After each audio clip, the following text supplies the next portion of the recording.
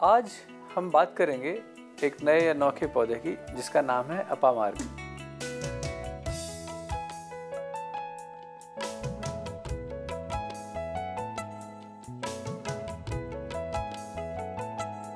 अपामार्ग यूं तो हजारों साल से आयुर्वेद में प्रयोग होता रहा है कई बीमारियों के अंदर।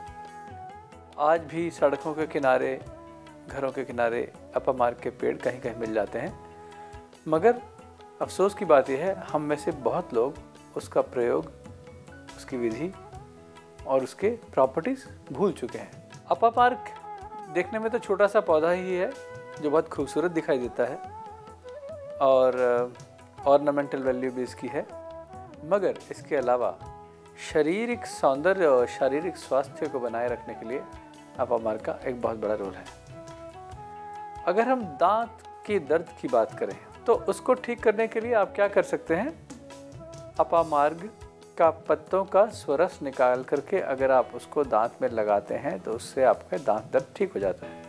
अपामार्ग जिसे हम चिड़चिटा के नाम से भी जानते हैं, उसकी जो जड़ है या पूरे पौधे से हम भस्म बनाते हैं। पत्तों को हम तवे के ऊपर रख करके उनको गर्म करते हैं, जब वो उनका भस्मीकरण हो जाए यानी राख जैसा बन जाए, उसको हम पीस लेते हैं और उसको शहद में मिलाकर चटाने से खांसी ठीक होती है। इसके अलावा अपामार्ग क्षार तेल का प्रयोग आयुर्वेद में हजारों साल से होता रहा है। अगर आपको कान में किसी भी प्रकार का दर्द हो तो 4 से 6 बूंदें अपामार्ग क्षार तेल की अगर आप कान में डालेंगे तो उससे आपका कान का दर्द ठीक हो जाएगा। अपामार्ग की जड़ों का प्रयोग हम रतौंधी नाम के रोग में करते हैं, यानी नाइट ब्लाइंडनेस में इसका बहुत अच्छा रोल है इसको ठीक करने के लिए, जो कि बीमारी बच्चों में ज़्यादा कॉमन है। अपामार्ग की जड़ का एक और प्रयोग है, हम अपामार्ग की जड़ को लेते हैं, उसको सुखा लेते हैं, सन ड्राई करके उसका हम चूर्ण बना लेते हैं। उस चूर्ण का प्रयोग हम स्किन रैशेज में और एलर्जीज में कर सकते हैं और बहुत ही रामबाण औषधि है जो कि स्किन रैशेज और एलर्जीज को ठीक करती है, खासकर इन सर्दियों के दिनों में। अपामार्ग के इसके अलावा और कई प्रयोग हैं।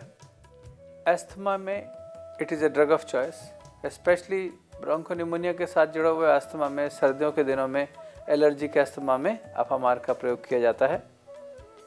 बवासीर के लिए भी ऑल्सो इसको अचूक औषधि मानी गई है। अपामार्ग क्षार तेल का प्रयोग लोकल एप्लीकेशन में पाइल्स में करते हैं, जिससे आपको बवासीर नाम का जो रोग है वो ख़त्म हो जाता है। इसके अलावा इसका प्रयोग एनीमिया के लिए और जॉन्डिस जिन लोगों को हो गया है, लिवर की संबंधी बीमारियां हैं, यकृत को खराबी आ गई है, उसको शुद्धिकरण करने के लिए भी इसका प्रयोग किया जाता है। अपामार्ग का एक और बहुत इम्पॉर्टेंट प्रयोग है, अगर किसी को सांप ने काट लिया है यानी स्नेक बाइट हो गई है, उसको जल्दी से जल्दी ठीक करने के लिए अपामार्ग की जड़ का लेप बना करके हम उसका लेपन कर सकते हैं।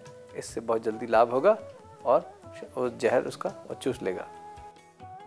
इसके अलावा अपामार्ग का प्रयोग हम वॉमिटिंग को कंट्रोल करने के लिए भी करते हैं। ये बहुत इंपॉर्टेंट पहलू है।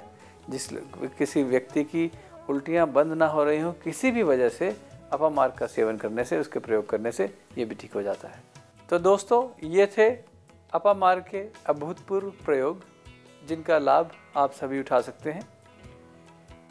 अपामार्ग संबंधी फार्मूलेशंस और दवाइयाँ बाज़ार में अनेक स्थानों पर मिलती हैं, आयुर्वेदिक स्टोर पर, औषधालयों पर या अच्छे वैद्यों के पास। अगर आप इसके बारे में पूछेंगे तो इसके बारे में और ज़्यादा जानकारी आपको दे पाएंगे, ताकि आप इसका रेगुलर प्रयोग करें और लाभान्वित हों, खुद को, परिवार को और समाज को इससे लाभान्वित करें।